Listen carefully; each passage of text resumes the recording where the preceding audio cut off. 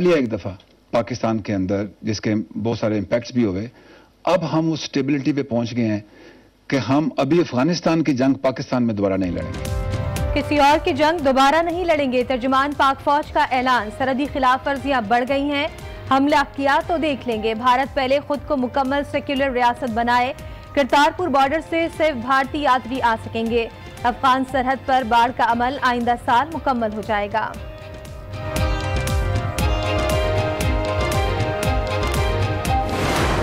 हमारी विजिबिलिटी है कि पीटीएम कैसे चल रही है, वक्त आया तो इंशाल्लाह बताएंगे भी।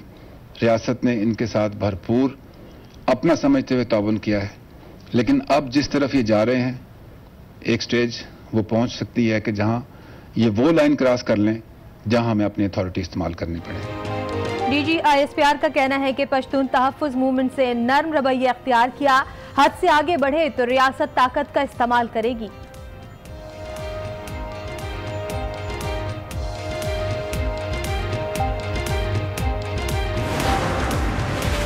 मुल्क में दहशतगर्दी बहुत हद तक कम हो गई। फरारी कौमी धारे में शामिल हो रहे हैं।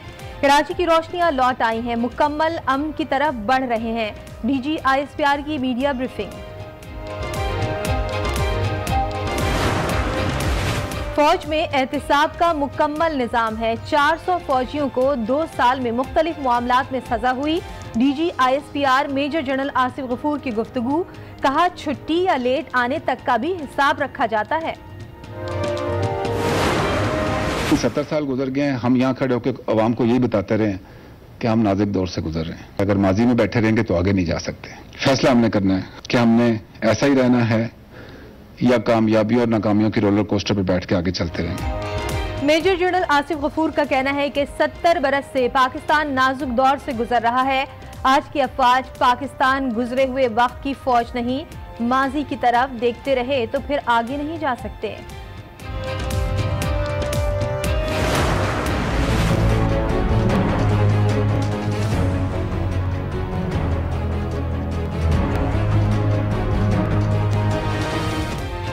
खुशी है, अमेरिका ने तहरीक इंसाफ का मौक़िफ़ तस्लीम किया। वाशिंगटन अफगानिस्तान में पाकिस्तान की मदद चाहता है।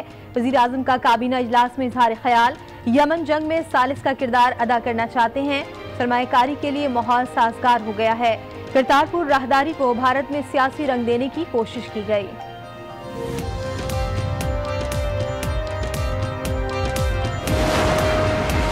तर्जुमान दफ्तर खारजा डॉक्टर फैसल का कहना है कि मसला कश्मीर पर कोई समझौता नहीं करेंगे। जहन से निकाल दिया जाए कि करतारपुर बॉर्डर की वजह से कश्मीर का मामला पीछे चला जाएगा। पाकिस्तान अफगानिस्तान में मुफाहमती अमल आगे बढ़ाने पर यकीन रखता है। आजम स्वाति ने वजीर आजम को इस्तीफा भेज दिया। कहते हैं सुप्रीम कोर्ट में केस है, फैसला आने तक हुकूमत का हिस्सा नहीं रह सकता। हम तो अपने सूलों पर खड़े रहते हैं और हम अपने हुकूक के लिए जदोजहद करते हैं और हम अपने सूलों के लिए कुर्बानी देते हैं, मगर यू टर्न्स जो है, हम यू टर्न नहीं लेते। फांसी का फंदा चूमा लेकिन यू टर्न नहीं लिया। हुकूक के लिए लड़े मगर यू टर्न नहीं लिया। बिलावल ने फिर हुकूमत पर तनकीद के तीर चला दिए। कहा, फख्र है पीपल्स पार्टी उसूलों पर डटी रही। साबिक वजीर आज़म नवाज शरीफ का कहना है कि नून लीग इंतखाबात के लिए तैयार है। हुकूमत से जल्द जान छूट जाएगी। क़ब्ल वक्त इंतखाबात की बात पर अवाम खुश हैं।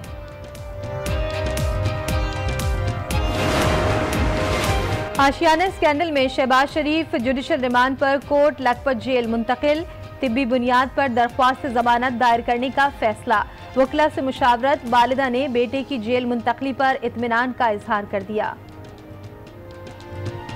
आपको अल्लाह भाइयों को और आपके सब माँ बाप बहनों भाइयों अजीजों कारबों को अल्लाह लंबियां जिंदगियां अता फरमाए।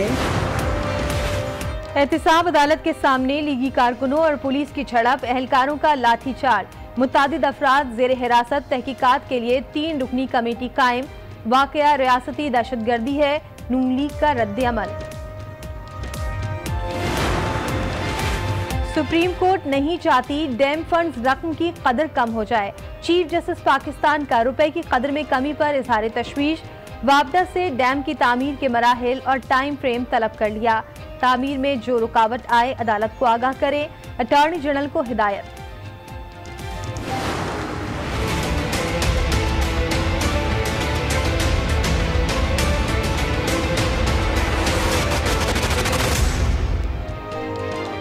कराची और सिटी एरिया समेत शहर के मुख्तलिफ मकामात पर तजावुजात के खिलाफ ऑपरेशन, गैर कानूनी तामीरात मिसमार कर दी गई।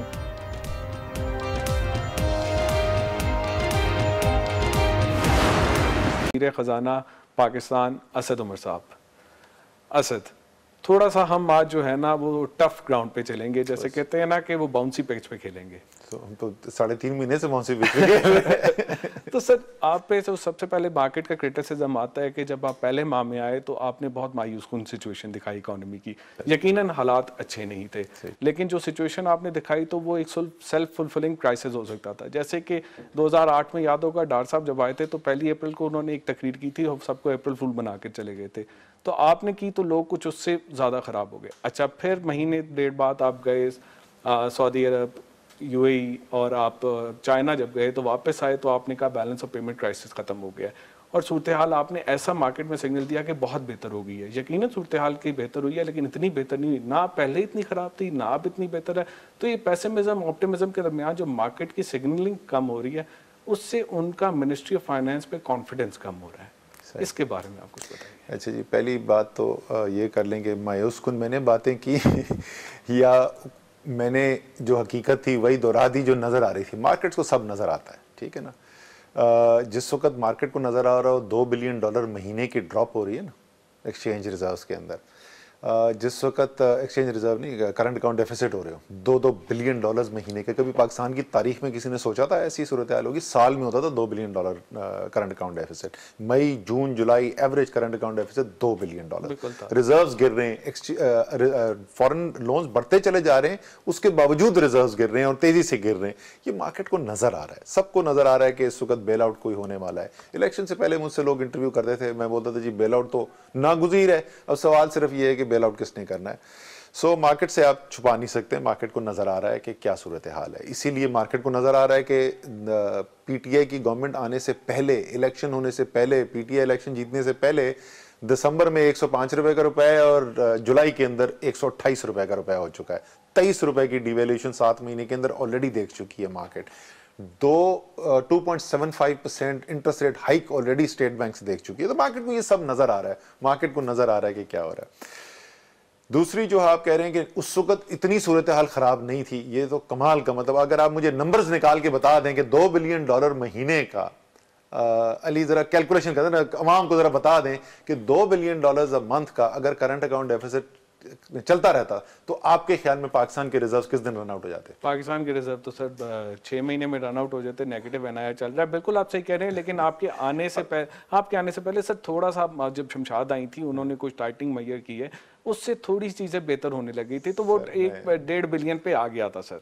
एक्चुअली नहीं, मैं डेटा निकाल के देख लो, मैं तो ऑन एयर कह रहा हूं, डेटा निकाल के देख लो। एवरेज मई जून जुलाई इज $2 बिलियन। नहीं सर, आप तो सर अगस्त में आए हैं ना। मैं वही तो अगस्त में, सितंबर की बात कर रहा हूँ।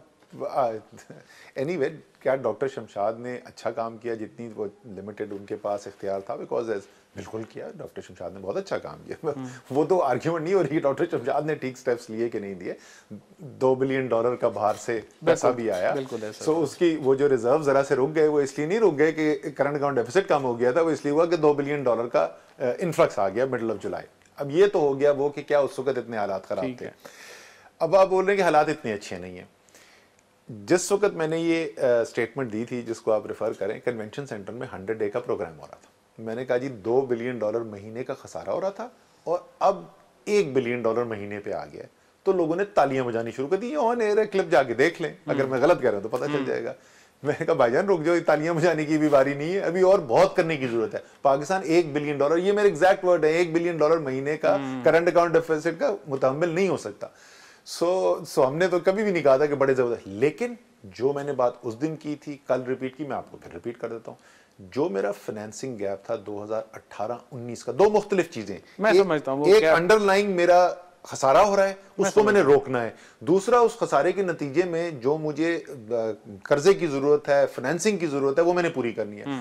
मैंने 2018-19 की जो रिक्वायरमेंट है फाइनेंसिंग की वो पूरी कर ली है, इसलिए फौरी बहरान कोई नहीं है। लेकिन जब तक इस खसारे के ऊपर हतमी तौर पर काबू नहीं पा लेते उस वक्त तक आपकी मजीद काम करने की जरूरत है, तो मजीद आगे चलता रहेगा। बिल्कुल ठीक है, ये बात तो ठीक हो गई। अच्छा, दूसरी बात सर आपसे एक ये बात पूछनी है कि ये अभी जो जैसे आपने 100वें दिन की बात की, 101 दिन में आपकी वो 150 बेसिस पॉइंट से इंटरेस्ट रेट बढ़ता है, करेंसी में बड़ी मूवमेंट आती है। जो आप कहते हैं कि स्टेट बैंक ऑटोनोमस है, यकीनन वो ऑन पेपर ऑटोनोमस है और उसके पास चले गए, लेकिन अगर हम पिछले 10 साल में देखें तो political interference with in the state bank बहुत ज़्यादा रही। गवर्नर्स रिज़ाइन करते रहे, कॉम्प्रोमाइज गवर्नर आए और एंड में ये हुआ कि हमें नेचुरली जो बाहर से नहीं मिल सका तो हमें अंदर से ही गवर्नर लाने पड़े। तो और मॉनेटरी पॉलिसी कमेटी के अंदर देखें जो आपके अच्छे जो एडवाइज़र हैं वो उसमें नहीं है, तो और डिप्टी गवर्नर को बहुत स्ट्रांग जो थे वो छोड़ गए या रिटायर हो गए। तो क्या ऐसी ज़रूरत नहीं कि पहले उस पर कैपेसिटी बिल्ड की जाए इंस्टीट्यूशन की, फिर उस पर ऑनर्स दिया जाए पॉलिसी का?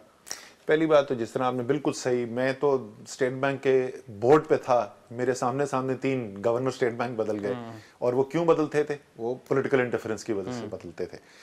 तो पहली बात तो ये तय कर लें कि क्या पाकिस्तान के लिए, किसी मुल्क की मईशत के लिए क्या ये अच्छी चीज़ है कि स्टेट बैंक जो है वो एक इंडिपेंडेंट इदारा हो, या अच्छी चीज़ है ना, कैपेसिटी हो। लेकिन पहले अब हम देखें, मैं फिर वही कहूँगा, $2 बिलियन अली मैं आपको मॉनेटरी पॉलिसी कमेटी में बिठा देता हूँ और मैं आपसे कहता हूँ कि आप फैसला करें, मैं तो टाइट नहीं करूँगा, ठीक है ना। सो देयरफॉर उनको फैसले करने पड़ते हैं जो मुश्किल फैसले होते हैं। फैसला मैं नहीं कर रहा, लेकिन मेरे ख्याल के अंदर उनके फैसलों के अंदर बहुत हद तक जस्टिफिकेशन मौजूद है। आप एक्सिक्यूशन के ऊपर सवाल जरूर उठा सकते हैं कि एक्सिक्यूशन ठीक हो रही है कि नहीं हो रही है। मेरा एक्सिक्यूशन से ही मसला है। एक्सिक्यूशन, लेकिन देखो एक्सिक्यूशन तो फाइनेंस मिनिस्ट्री ने यहाँ से बैठ के वैसे भी नहीं करनी। नहीं, इसीलिए तो कह रहा हूँ स्टेट बैंक की कैपेसिटी। देखिए स्टेट बैंक ने, आपने कहा जी exchange rate State Bank manage करेगा, अच्छा जी वो फ्री फ्लोट होता है या मैनेज फ्लोट होता है वो स्टेट बैंक करेगा। स्टेट बैंक के अंदर आपकी फॉरेन एक्सचेंज डिपार्टमेंट के अंदर बड़े अच्छे साहब होते थे, असद कुरैशी, कुछ साल पहले छोड़ के, आप जानते हो। मैं जब बोर्ड पे था मैंने असद कुरैशी के साथ डायरेक्टली काम किया हुआ है, इस वक्त वाशिंगटन डीसी में है। अब असद जैसा कोई बंदा है हमारे पास। देखो मैं ये नहीं सर, कैपेसिटी नहीं होगी, हम कैसे ट्रस्ट कर सकते हैं? देखो मैं पर्सनल कमेंट तो नहीं करूंगा, ये मुनासिब नहीं होगा कि मैं पर्सनल कमेंट करूं। क्या स्टेट बैंक ऑफ पाकिस्तान के अंदर मजीद कैपेसिटी बिल्डिंग की जरूरत है? बिल्कुल है। क्या स्टेट बैंक ऑफ पाकिस्तान के अंदर इस वक्त जो कैपेसिटी है वो पाकिस्तान के बाकी सिविलियन इदारों से बेशतर से ज्यादा है? वो भी बिल्कुल जवाब है, ठीक है ना। डॉक्टर इशरत ने इसके ऊपर बहुत काम किया था कि डॉक्टर शमशाद ने उसके बाद बात किया। क्यूमुलेटिव इम्पैक्ट ये है कि स्टेट बैंक के पास इस वक्त हमारे जो बाकी सिविलियन इदारे हैं उनकी निस्बत ज़्यादा कैपेसिटी है, लेकिन क्या और भी कैपेसिटी बिल्ड करने की ज़रूरत है? बिल्कुल करने की ज़रूरत है, लेकिन वो कैपेसिटी बिल्ड होगी पॉलिटिकल इंटरफेरेंस से नहीं। वो कैपेसिटी बिल्ड ही उस वक्त होगी जब टॉप नॉच प्रोफेशनल क्या चाहेगा। आपने बिल्कुल सही सवाल में ये पूछा कि जब लोग आ रहे थे प्रोफेशनल, उनको नजर आ रहा था यार ये तो सियासी मुदाखलत होती है, उन्होंने आने ही छोड़ दिया। बिल्कुल। सो पहला प्रीरेक्विजिट, ये अंडा पहले ये मुर्गी की बात है। बिल्कुल पहला प्रीरेक्विजिट ये है कि उनको ये नजर आना चाहिए कि प्रोफेशनल माहौल में इंटरफेरेंस ना हो। बिल्कुल सही है।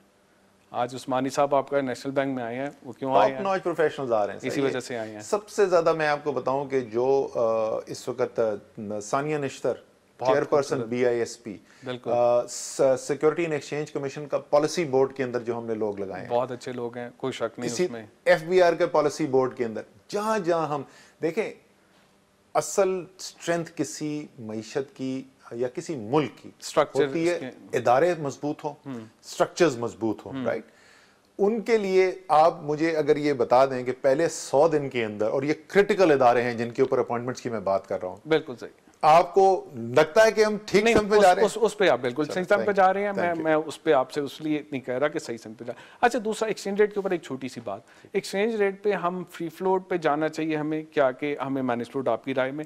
नंबर 1। नंबर 2, अगर हम मैनेज फ्लोट पे जाते हैं तो रियल इफेक्टिव एक्सचेंज रेट के मुताबिक हम उसको हमें पैक करना चाहिए, उसके करीब लेके रखना चाहिए, कुछ कोई इंडिकेशन होनी चाहिए ताकि मार्केट में इन्वेस्टर जो है उन्हें कॉन्फिडेंस हो कि ये रेट आएगा साल बाद, तकरीबन इस रेंज में होंगे, हम इन्वेस्टमेंट आज कर सकें। देखें, स्टेट बैंक ऑफ पाकिस्तान की जो कैपेसिटी बिल्ड करने की बात कर रहे थे ना, वो 2 डिफरेंट लेवल्स के ऊपर कैपेसिटी बिल्ड करने की जरूरत है। एक तो technical management of the exchange rate है, दूसरा अगर जैसा कि हम आप और मैं दोनों मानते हैं कि ये एक्सचेंज रेट की मैनेजमेंट सेंट्रल बैंक की होनी चाहिए, तो मार्केट को गाइडेंस प्रोवाइड करना, सिग्नलिंग देना, कम्युनिकेशन करना, वो भी फिर सेंट्रल बैंक का काम है। बिल्कुल सही है। ये नहीं हो सकता कि फैसले जो हैं वो सेंट्रल बैंक ले और एक्सप्लेनेशन दे फाइनेंस मिनिस्ट्री। तो बुनियादी बात कैपेसिटी सेंट्रल बैंक की आ जाती है। मैं कह रहा हूं कि एक नए सिस्टम के अंदर जा रहे हैं ना, कैपेसिटी बिल्ड करनी। तो उस वक्त तक आप उस वक्त मिनिस्ट्री ऑफ फाइनेंस को थोड़ा ओनस लेना चाहिए। आपके ख्याल में मिनिस्ट्री ऑफ फाइनेंस के अंदर बहुत बेतहाशा कैपेसिटी है? आप तो है ना, आपकी एडवाइजरी काउंसिल तो है, ये आपकी जरा नवाजी है, ये आपकी जरा नवाजी है। एडवाइजरी काउंसिल जो एग्जीक्यूटिव काम को नहीं रिप्लेस कर सकती। मेरे ख्याल में तो जितनी सेंट्रल बैंक में कैपेसिटी बिल्ड करने की जरूरत है, उससे ज्यादा कैपेसिटी बिल्ड करने की जरूरत है फाइनेंस मिनिस्ट्री के अंदर। PhD इकोनॉमिस्ट हैं बांग्लादेश की मिनिस्ट्री ऑफ फाइनेंस में और बड़े टॉप के एनालिस्ट होते हैं। इसके बारे में आपकी क्या राय है? आप कितनी जल्दी कैपेसिटी बिल्ड कर रहे हैं अपने घर के अंदर? मैं तो वही तो आपको बोल रहा हूँ कि मेरे ख्याल में पूरा मैंने स्ट्रक्चर 5 एरियाज आइडेंटिफाई करके बताया कि जी फाइनेंस मिनिस्ट्री के रोल के अंदर ये क्रिटिकल तरीन काम है, और उन एरियाज के अंदर हमारे पास जितनी कैपेसिटी होनी चाहिए उसका एक अशर अशीर इस वक्त मौजूद है। उसकी बड़ी वजूहात हैं। अच्छा, ये भी मैं साथ साथ बोल दूं कि उमूमी तौर पर ये लोग मानते हैं कि पाकिस्तान में इस वक्त जो फेडरल गवर्नमेंट की मिनिस्ट्रीज हैं उसमें से नहीं मुकम्मल करने के लिए इंपॉर्टेंट है, उसमें से बेहतर कैपेसिटी पाकिस्तान की फेडरल मिनिस्ट्रीज के अंदर बेहतर कैपेसिटी निस्बतन जिन मिनिस्ट्रीज की है उनमें से एक फाइनेंस मिनिस्ट्री है। सो ये बेहतर लोग हैं, लेकिन जो जरूरत है उससे बहुत बड़ा गैप है। इसके ऊपर अभी तक और मजीद डायरेक्ट काम जो इदारों की हमने अपॉइंटमेंट की, मैंने आपको बात बता दी। ठीक है सर, हमें छोटा सा एक ब्रेक लेना है, इस पे आते हैं। ये मुकम्मल कर दो, उसका ब्रेक ले लेना, मुकम्मल करें कि अगर हमने SEC policy board, FVR policy board, state Bank की डिप्टी गवर्नर डायरेक्टर्स की appointment, so on so fourth, ये सारे करें, तो फाइनेंस मिनिस्ट्री के अंदर जो है जो डायरेक्ट होम है वहां पे क्यों नहीं? डॉक्टर इशरत जो काम करें वो क्रिटिकल काम है। हमें वो सिस्टम्स पैदा